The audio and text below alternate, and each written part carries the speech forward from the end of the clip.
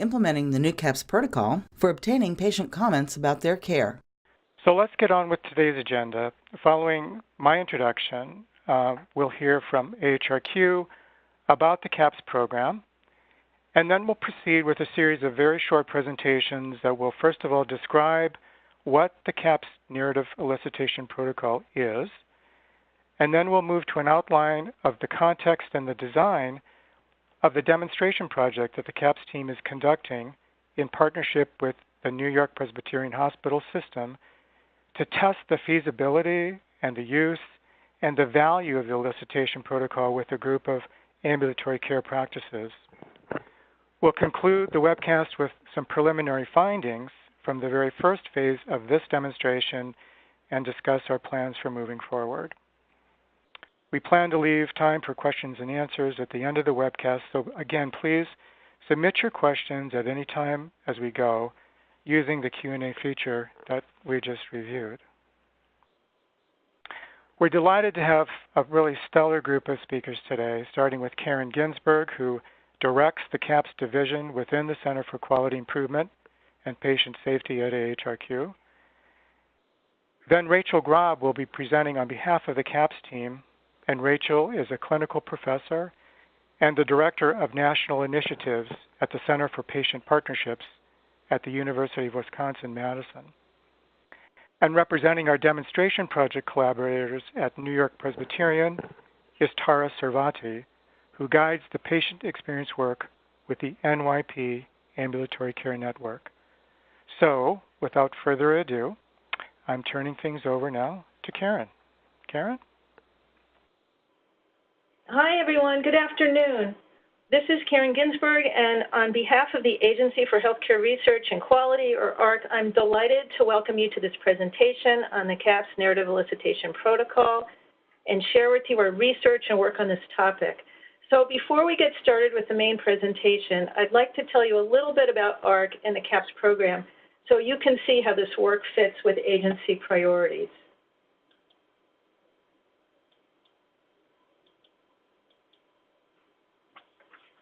So AHRQ is a science-based agency, and what we do is we invest in research and evidence to make healthcare safer and improve quality, and we create tools for healthcare professionals to improve care for their patients.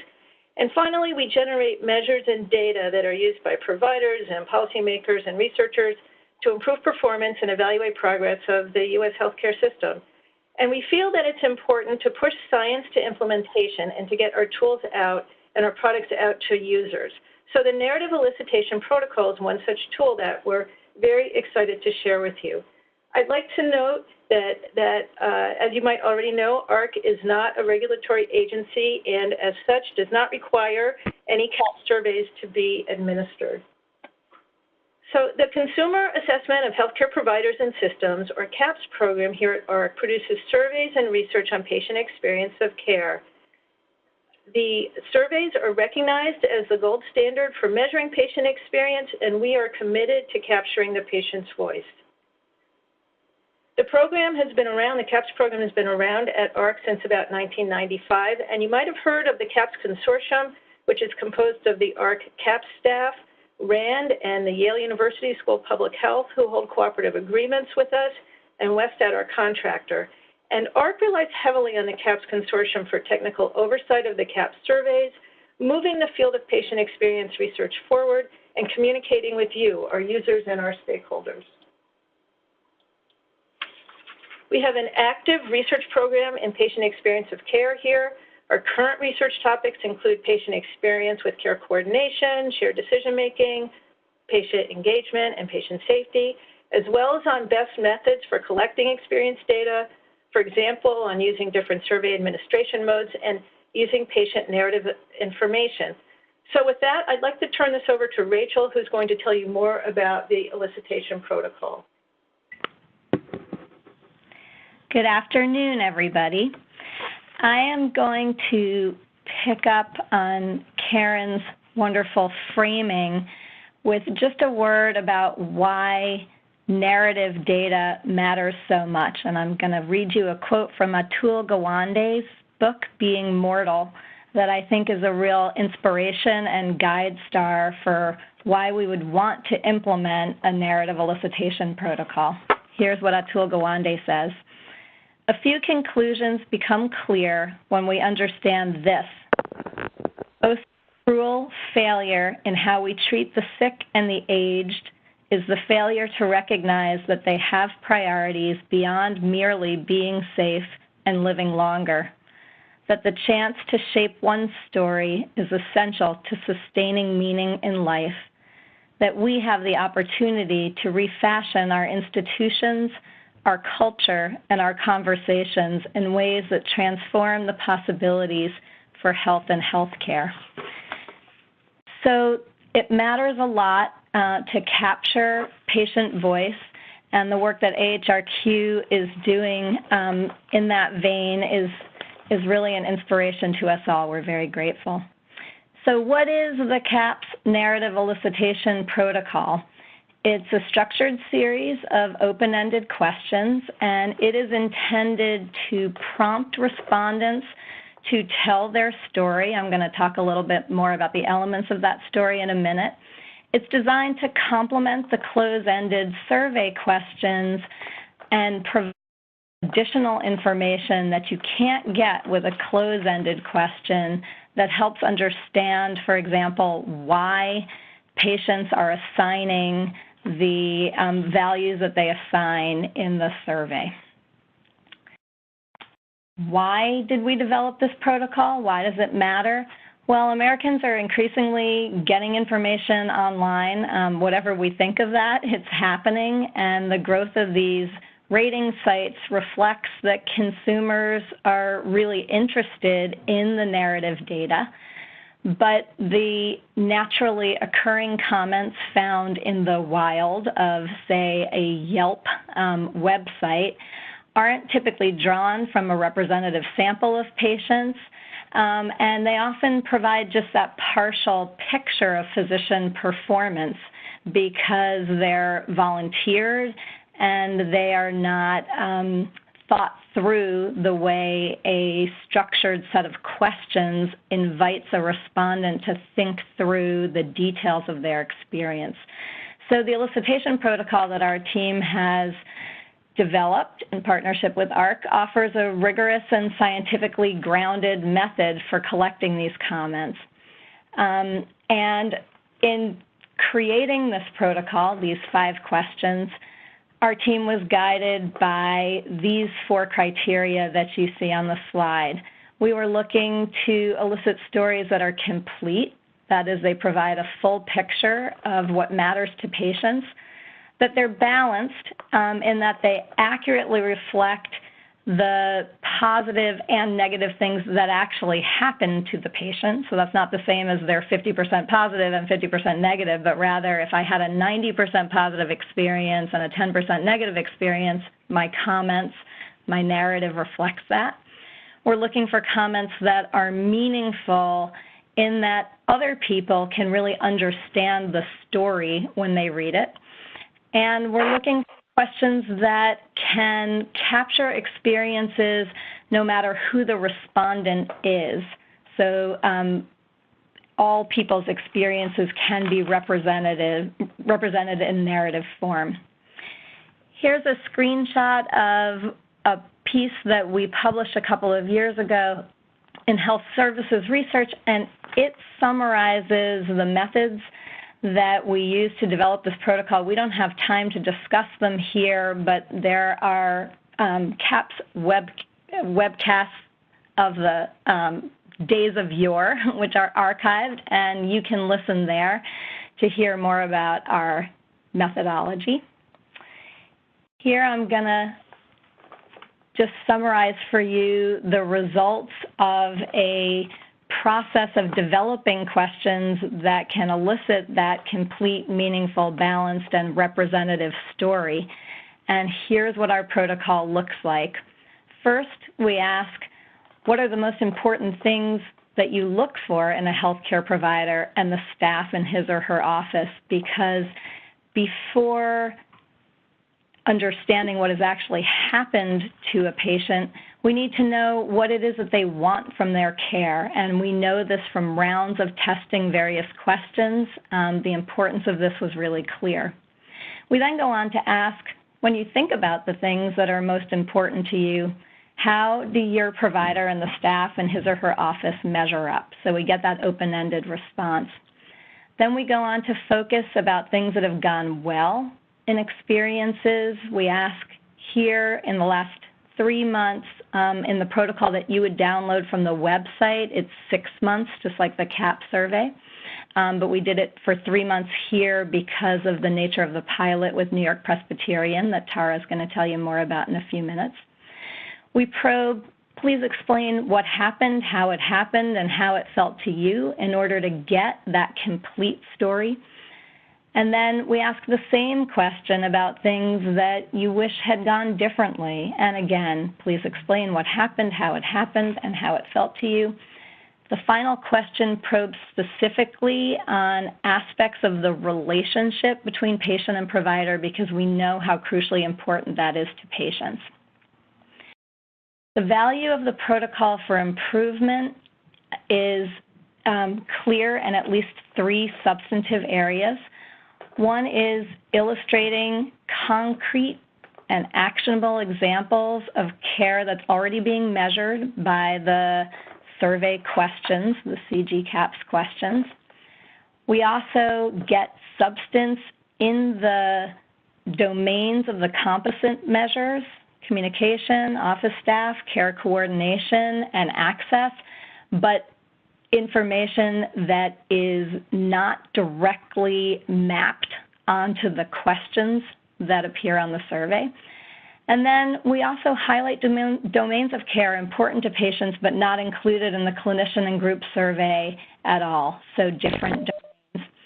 And here we see a mapping from the work we did developing the protocol that caused our entire team to declare how nifty, because those 3 areas, those that are integral to the CAHPS questions, those that are proximal in the composite domains but not mapped on the questions, and those that are distal, more far away, mapped pretty much exactly a third onto the results, the narratives that patients provided. So they told us about a third integral, a third proximal, and a third distal, which was pretty amazing and I think a real illustration of the potential use of the protocol when it's implemented.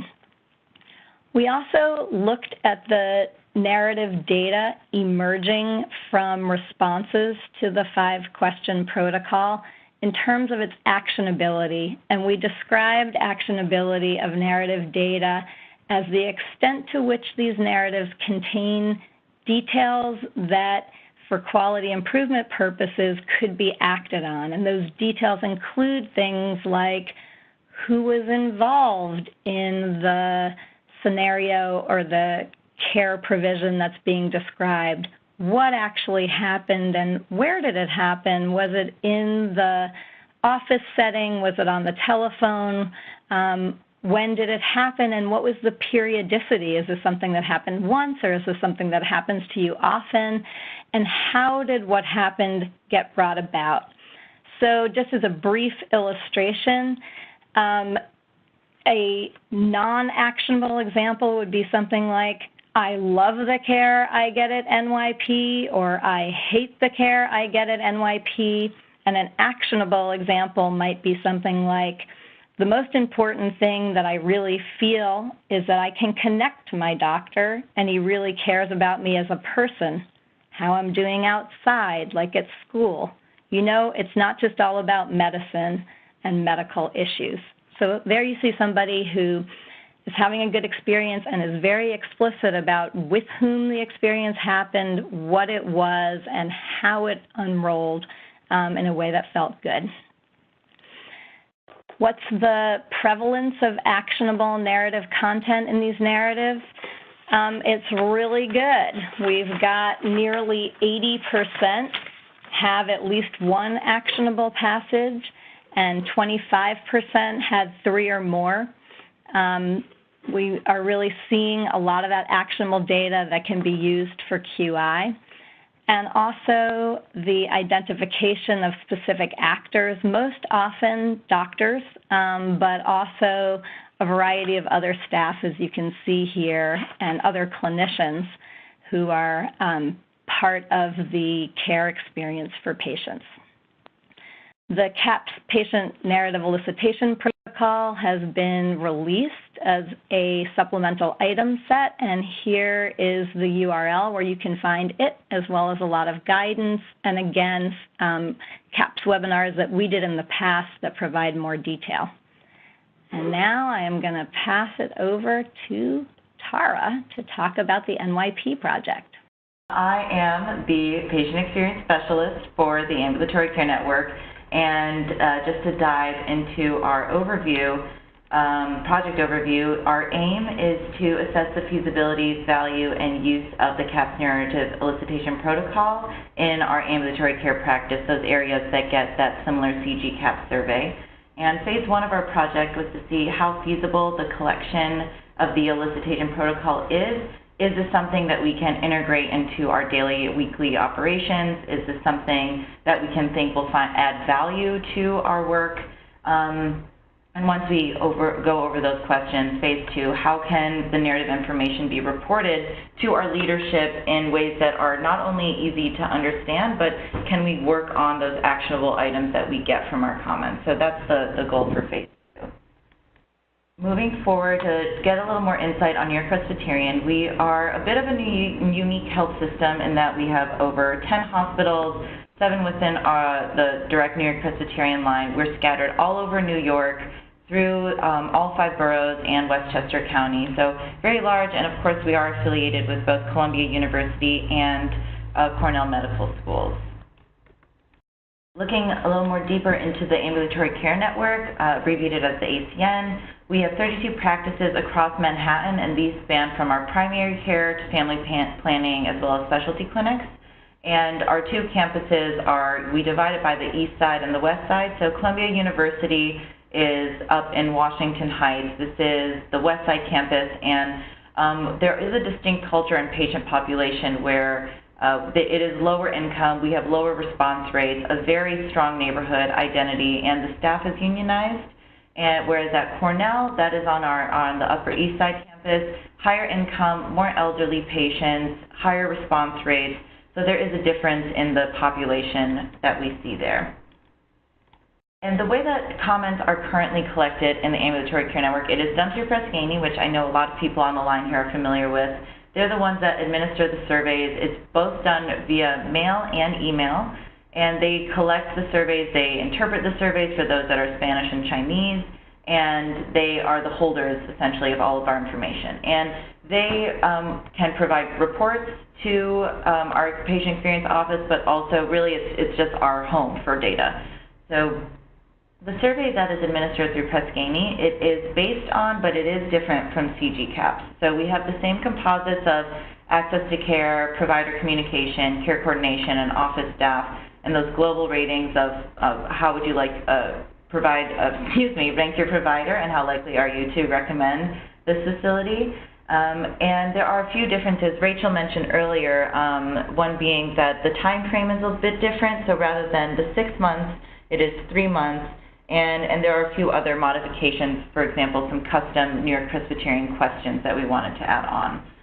And the way the Press Ganey survey is, very simply, what did you like best about our office? What did you like least? And is there anything else you would like to share? So very open, those quick hits, our patients can provide those quick comments. And the way that our patient comments are currently reported, the specialist, myself, we go through every week. We read the comments and we distribute it to our senior leadership team and as well as care champions, which care champions are members of the frontline staff and nursing and medical assistants who really exemplify what we hold dear to patient experience. So they are also included because we want to keep them as informed as possible. So the current format was simple, a PDF attachment to the email where I would create this, this format just to make it a little bit cleaner from the raw data files that we get. And you can see the surveys are currently bundled up by the survey. So before, we would just get this report out and it would just look like a long list of comments, and you wouldn't know if this came from one patient or another patient unless you were looking very specifically at the survey. So what's done now is that we highlight it to make sure that people know when we get 4 maybe negative comments in a row, it's actually coming from one patient. So this is one patient complaint. So this is how we are currently distributing it, and you can see on the right-hand column, we ask if you were kept informed about weight. This is an example of a custom New York-Presbyterian question that's added on the Press-Ganey survey, and a question that we want to make sure that people are informed about their wait time, so that's the reason that's added on the comment report as well. Going more into the study, as I mentioned, this is a 2-phase quasi-experimental study of 9 of our ambulatory care network sites. And our sites were based on similarities across sites. So we have a few sites at Columbia campus and a few at the Cornell, and they're matched based on either their specialties or are they primary care or family planning. And we have our controls and our intervention sites, those who are receiving those 5-question elicitation protocols, and then our control sites. And we actually have almost this double control on this study to see. There are some control sites that we might change a few interventions, for example, how we are delivering their comment reports. But there are some sites where they aren't even aware that they are necessarily part of the study. They are our most basic form of control. And so that's for our phase 1. And phase 2, it's the goal to assess the value of this enhanced feedback and the content of our elicitation protocol from our patients. So it's divided into these 2 phases.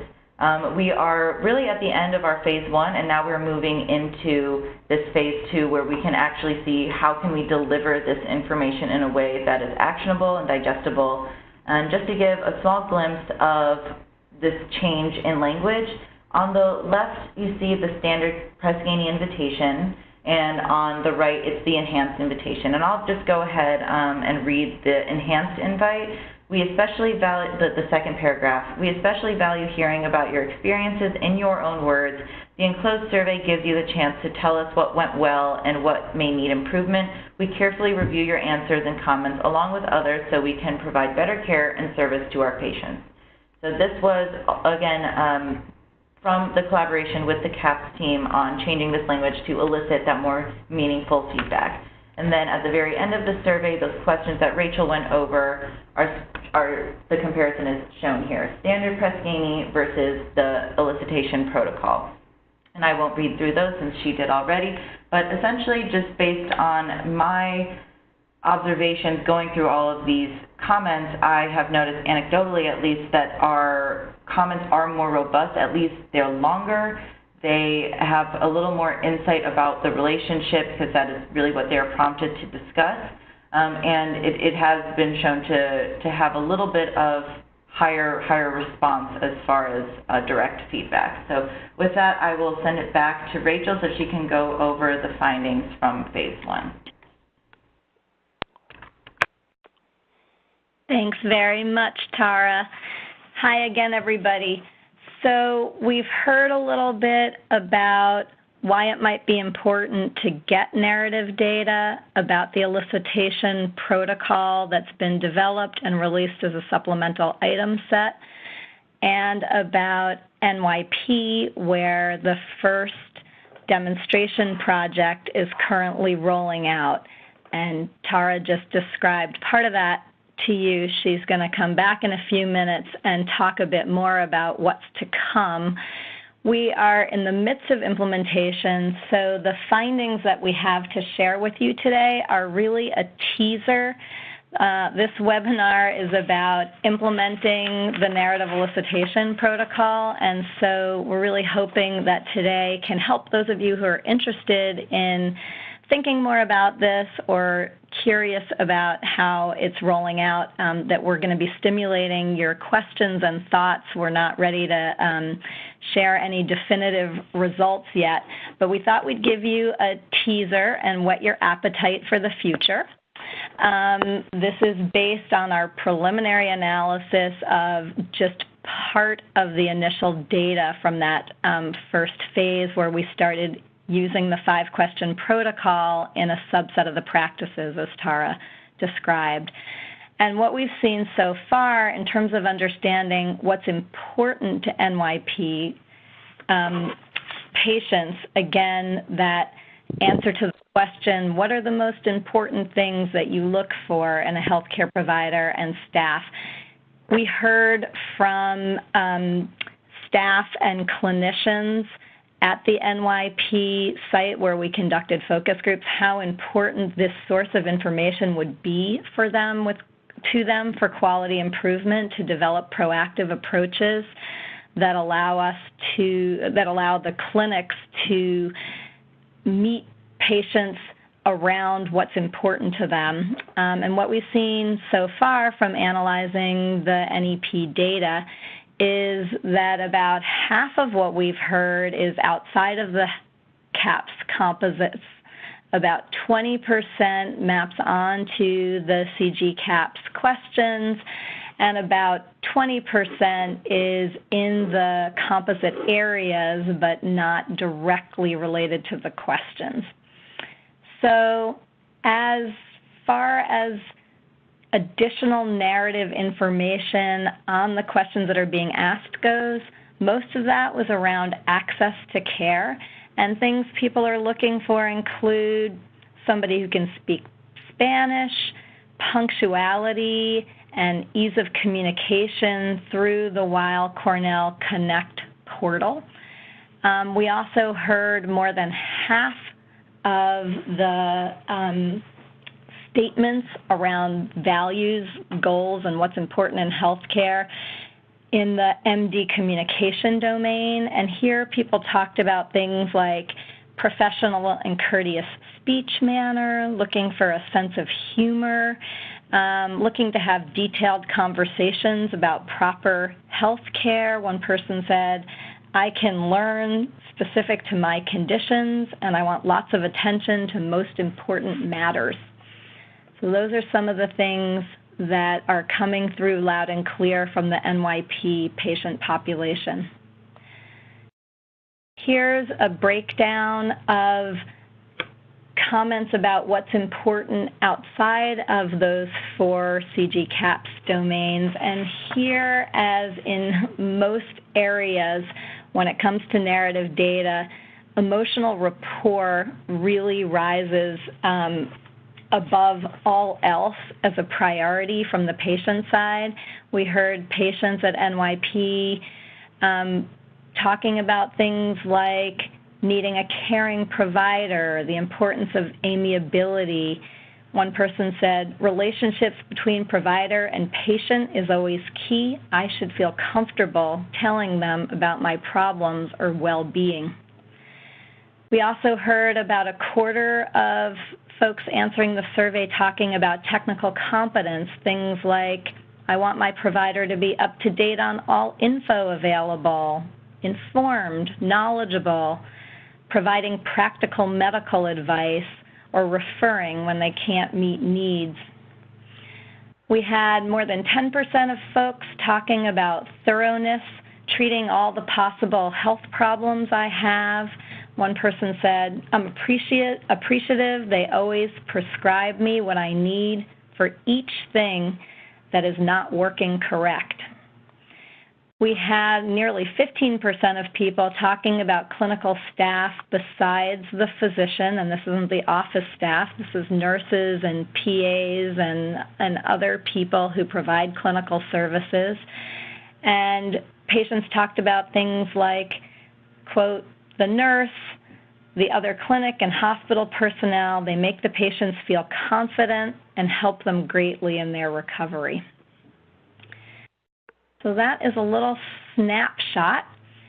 Here is some of the first comparative data, again preliminary, that we have generated with phase 1 of the project, and you can see the gray bars are from the 3-question Press-Ganey protocol that Tara just showed you, and the darker bars are the 5-question narrative elicitation protocol, and you can see how much more the 5-question protocol is generating vis-a-vis communication with doctors and also that emotional rapport category. The 3-question Press-Ganey protocol is generating more on interactions with clinical staff, which makes sense because 2 of the 3 questions concentrate on the office. So the NEP is getting less of that relatively. I'm going to spend my last few minutes here talking through some specific narratives that have been generated by patients at NYP. These first several examples illustrate aspects of the existing composite measure, but they have, we would argue, that element of actionability. So the first person says, as a new patient, getting the clerk on the phone to enter and accept me in the system was extremely frustrating and difficult, despite my insurance clearly denoting the doctor's name as my provider. So this is something that, for quality improvement, can really be acted on in a different way than just a low score. Similarly, this point about the clerk seeming too busy, feeling rushed, and feeling not listened to, these are specific things that patient experience experts like Tara and staff she engaged can work on. And similarly, the idea of an appointment delay and how long that gap is provides some very specific information and potential metrics for benchmarking and really working on quality. Here are some quotes that highlight missing aspects of the existing composite measures, things that the existing questions don't probe on so much. I love the first one. Yes, they're very good, but not all the time are they nice at the front. They answer our questions, but they're not always nice, right? It's that emotional rapport that's missing there, and you really get a feel for the interaction. People talk about what they like, and positive data can be super useful. We heard again in our focus groups with the NYP clinic folks how important the positive reinforcement can be. Here's somebody saying, I like it when the personnel calls me to remind me of the pending appointment I have. Finally, somebody says, I was left sitting in the waiting room for 1 hour after my visit was over because the desk put my discharge file in the wrong place and forgot. So this is something to do with office staff, but really around professionalism and organization of the office. Again, arguably very actionable. To finish up, here are a few exemplars from domains of care that really matter to patients, but are not as targeted with the survey. Always, says this first person, during my eldest son pre-op checkup with Dr. Smith, always takes extra care in providing my child with medical attention needed, and overbooked herself to attend his pre-op checkup as he was going to have his tonsils removed. So that extra touch, the attentiveness, the change in schedule in order to be there at an important moment in this family's life. I would like that when I tell my physician that I have something, to take it more seriously and find what's the problem. I have never received a call to know the results. So here, the second sentence, I have never received a call to know the results, is about communication, but the poor communication matters to the patient in a particular context, and that context is wanting to be taken seriously and wanting a more serious set of steps to find problems. So it really contextualizes by talking about priorities and what matters to patients, and then showing what the problem was with the communication finally. Last one, when I was waiting the shift for my flu shot, I waited a little more than I should have, and the doctor went out to ask why I was still there. This made me feel good. This is going an extra mile, being attentive to clinic flow, figuring out where frustrations may be occurring, and taking the initiative to address them. All right, I am going to now give the ball back to Tara to talk about phase 2. Thank you, Rachel. So when we come to phase 2, we really are asking the question, how can narrative information be reported to practice leaders and clinicians in ways that are easily understood and useful for improving patient experience?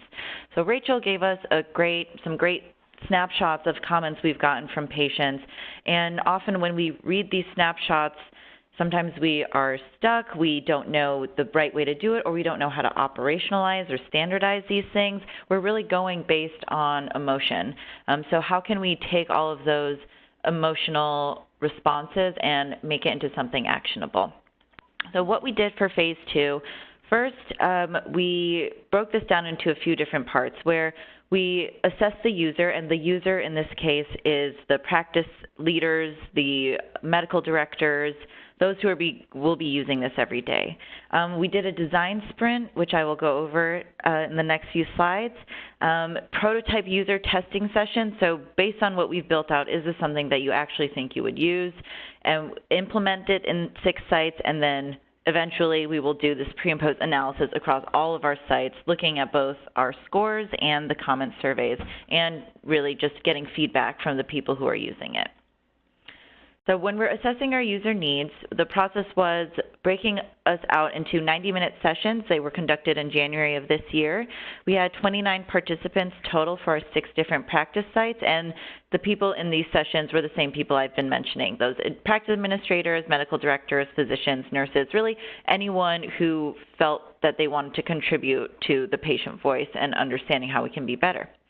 And of those topics we discussed, it was, how do you feel about our current comment report? They gave us some great feedback. What do you think about this narrative content? So it was really their first introduction to learning about these new questions, and did they have any response to it? And eventually, as a user, what do they want to see? What reports do they want to see? What do they think would be best or easiest for them to actually make action? Often the frustration I feel that comes from a lot of our healthcare leaders, it's really that idea of, I feel stuck, and how can we give them a platform to unstick them? And what we found in this, in our focus groups, is that what they want is really an easy way to look at these key themes. Can we look into the actual comments, but can you just say, hey, we've had 200 comments about wait times. I want to understand it a little bit better. They also want to be able to indicate the valence and frequency of some of those themes, but make sure that those outliers still are mentioned or at least still visible. And can we link their survey scores to our target indicators, which is 3 questions that are chosen from the survey to make essentially as our goals. What do these match with our goals? Can we link them to patient demographics and visit date? Visit date is an obvious one because we want to make sure that, if there was a bad week or we had 2 physicians out that week, let's see if we can pinpoint where the problem was. But the patient demographics, this is also because of our unique and very, very broad patient population. Is there a way to understand our patient populations a little bit better and adjust the experience based on their needs? Next, can we provide comparisons to peer groups, which is already done to some extent as far as percentile rankings, but can we look at it within NYP, say, I'm a family planning practice, I want to compare myself to all the others. And of course, we want to see trends over time. Is it possible to have a link for helpful tips? So I've noticed there's a problem about wait times. Can I just click on a button and you send me to a website that talks about service improvement? And finally, those that get individual, I call them shout-outs when they're positive, but include names for positive comments, and can we remove names for those negative comments? Because these reports are given to so many people, I don't want them to say, oh, well, Tara has gotten 3 negative comments about how bad she's doing. We don't want to really spread that negativity around the practice, so can we make sure that those are still acknowledged to by leadership, but not made public for others to see. And finally, we need this to be print-ready, summary snapshot. We want it to be user-friendly, and by that we mean visually pleasing. It's very easy for users to get lost in the mess that is raw data and really poorly constructed websites. And one thing we heard time and time again is, please, please, we don't want a new password. We have to log in through 12 different systems. I don't want a new password. So this is all that we heard, and we really took a lot of this feedback very seriously in our design sprint. So a design sprint is essentially a 5-day virtual period to create a prototype based on the feedback. And this was done in partnership with Wowza, Inc. They're a creative design firm in Minneapolis, and they have been a wonderful partner in not only helping us pinpoint exactly what we want this interface to look like, but also, look at the user, look at all of the things that they need to go through. And it was a very intensive process, but one that was very helpful in just understanding what we want to finally create. And part of that design sprint came out this idea of a promotional campaign. And this was something that the Wowza put together. Patients get better when we listen. We're listening here, and labeling it as a patient experience narratives project. And the idea with this poster was not only will it be up in our patient areas, but also in our staff areas. So by kind of ingratiating this idea that we are listening, encouraging people to look at more comments, encouraging people to take action based on these comments, it starts at such a subconscious level. And by having these posters around, not only do patients, it also can maybe help patients have a higher response rate for our surveys, reminding them that their feedback is valuable. And from this came the actual dashboard. So I will preface to say this is one of our first iterations of what this dashboard could look like. We are going through a few other things to make sure that this is not only viable for York-Presbyterian and sustainable, but really what I'm about to show you, these next few slides, are the goal of the dashboard. So right when you click, you'll get an email. The practice administrator would get an email, and you'd click on it, and it'll direct you to this website, and all of this data is made up, so you'll see some duplicates. But let's say Canal Street practice, right away we see overall sentiment looks a little more positive. We have our responses laid out, 1,249 insights. So one thing I'll point out here is we have 434 surveys. Those are the number of people who responded, but from that we have 1,249 insights. So in all of these comments we can get multiple insights. And drilling a little further down, you can see it's divided by domain. So in the access category, actually we're doing pretty well. In the provider category, we need a little bit more improvement, or whatever it may be. And that is also broken down by CAHPS, by a comparison to the nation, our national percentile, positive, neutral, negative comments, and then some snapshots of some comments that did stand out in that report. And the other key themes, those are for those areas where we don't necessarily have a question about it in the CAHPS survey or the Press-Ganey survey. People like to share a little bit more about their experience. Maybe they had a hard time with security. Maybe they were waiting too long and there isn't a question about that. Maybe the waiting room itself wasn't a good environment. There are no environment of care questions on this survey. So this would be an example of other themes. And at the bottom, one thing that was mentioned, that's me. I'm waving hi to you from over the phone. The idea of, you're going through all of this data, but me, Tara, I am your patient experience specialist. I'm here to help you. I'm here to support you. And I am a content expert. So I'm here to make sure that anything that you have a question on, you know that I am an access point. So that's why we felt it was important to add that, just when you're going through this data, a lot of things might be confusing. You might need a little more help creating a new workflow or a new operation within your practice. So just so that you know, Tara is here for you. And just going a little bit further, we can even break this out into, we can look at date ranges, we can look at individual questions, and if anyone is fluent in Latin, they can see here that the idea is that we'd be able to click on an individual comment and look at their entire survey responses, so their entire, narrative responses. So one question might be, what has not gone well, or in this specific case, it would be, is there anything else you would like to share about your interactions with the provider that you think could have been better? And we could look at those questions and see how the rest of their experiences was. So this was important to make sure we know all of their content, we know exactly the whole journey and the whole snapshot. So although some comments might be a little more alarming or even more positive than others, we want to make sure we can capture everything. And finally, looking ahead at our next steps, it's to analyze our patient comment survey. So this was a survey that we administered across those 9 sites that are part of this study to just see a baseline for the value of those narratives. Are they even aware that there is a weekly comment report? Do they do anything about it? Is there a meeting to discuss it, et cetera? So we took this baseline survey, and we will be doing a post-survey after, but the next step is to roll out this enhanced feedback report in the sites in November, and we are finalizing this new dashboard, or this new interface really for delivering these comments.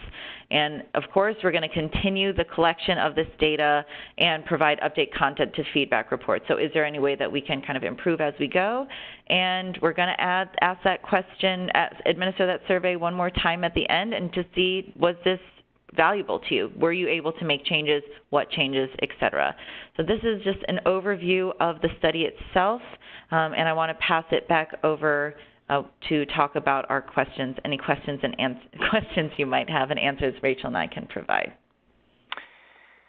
Well, Tara, thank you so much for that very condensed but clear and informative review of the feedback reporting mechanism that's currently in development for NYP, and also to Caren for positioning AHRQ's perspective on this research and this application.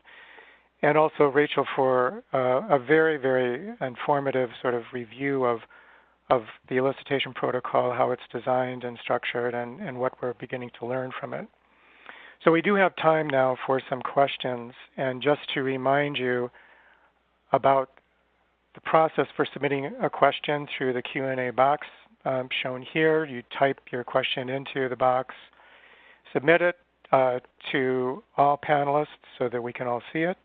And we have already received a number of questions, and I'm going to start, Rachel, and field one to you.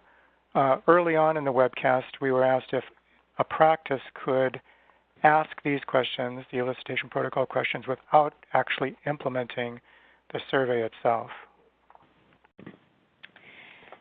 Thanks, Dale.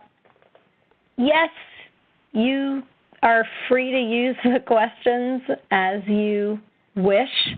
As you can see, the demonstration project that we organized was having survey questions and the narrative questions asked together, and our results from this will reflect most on the sort of value added, as Tara put it. But certainly, you are very free to use the questions on their own and see what you get. Great. Another question, Rachel, that I want to direct to you is the application of this protocol to other potential healthcare settings. For example, we had a couple of questions regarding, is this something that could be applied in a hospital in conjunction with CAHPS or in home healthcare CAHPS?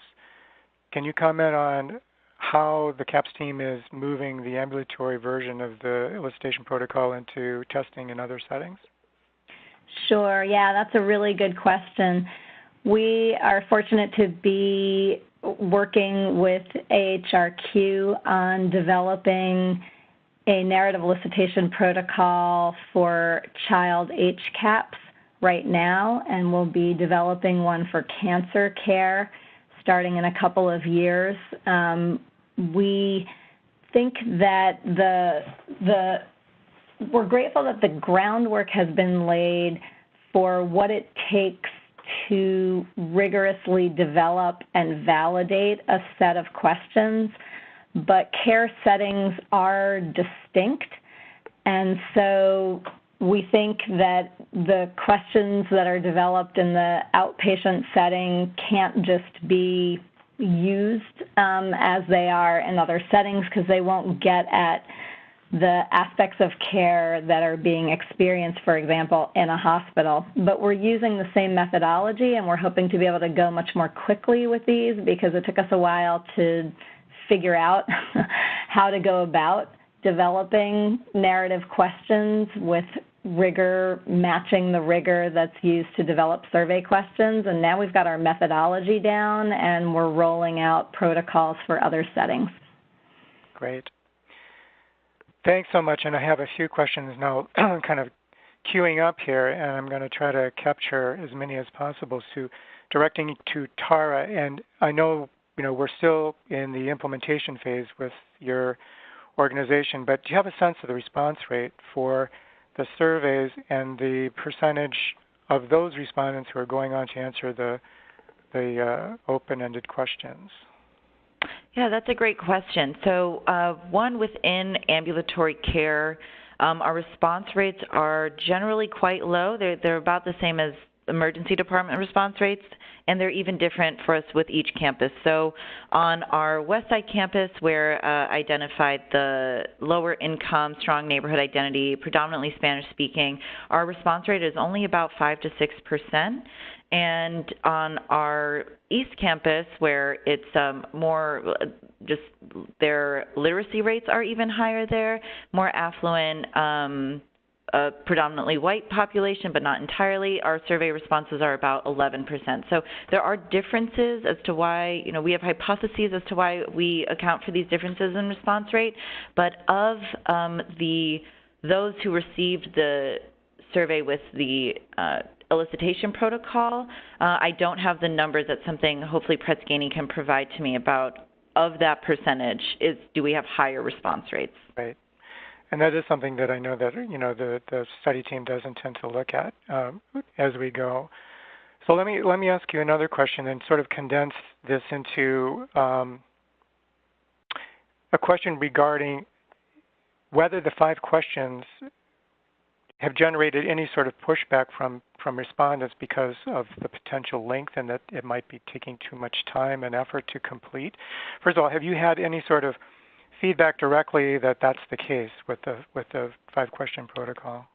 That is a great question. And actually, the feedback that I've been getting, I haven't gotten any feedback about this is too long, I don't want to answer this question. What the feedback I have been getting is you're not asking enough about other parts of the care. So it's a completely provider-focused survey, and the responses I've been getting is, why do I need to talk about the relationship with my provider? I want to talk about the staff, or I want to mention this comment. So the differences I've seen in feedback has been, I would mostly like to talk about other things, not just focus on my relationship with the provider.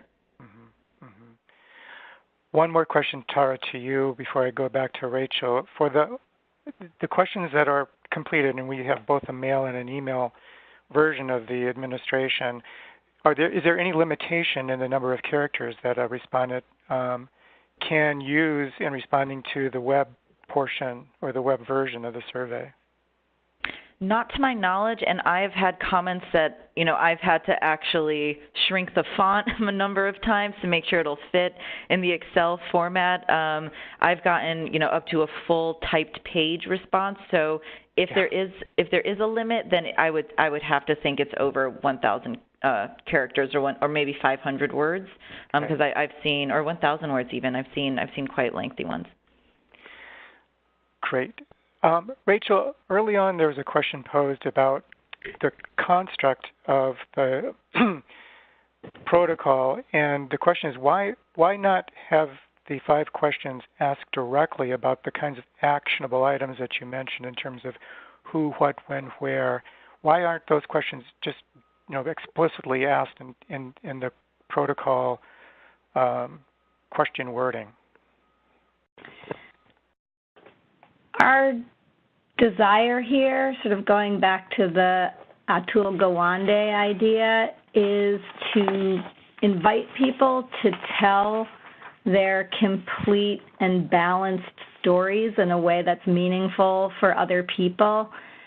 We have tried to stay away from a sort of drill that would be, well, and now tell us who, and now tell us what, and now tell us where, but rather to invite people to tell the story. As Tara just mentioned, people have things to say that aren't asked about on surveys, and we wanted to provide a platform for drawing that story out. We've been delighted that those actionable elements do really emerge in a complete story that's told in response to a structured set of questions. I don't think we've felt the need for that drill down, but I'd be happy to chat more about any ideas people have. As I said, we're continuing to develop protocols for other settings, hospital and cancer and so forth. So perhaps we will. We know more about actionability than we did when we started this. We have more data from our data, but we're certainly not lacking for actionable content using the protocol we have.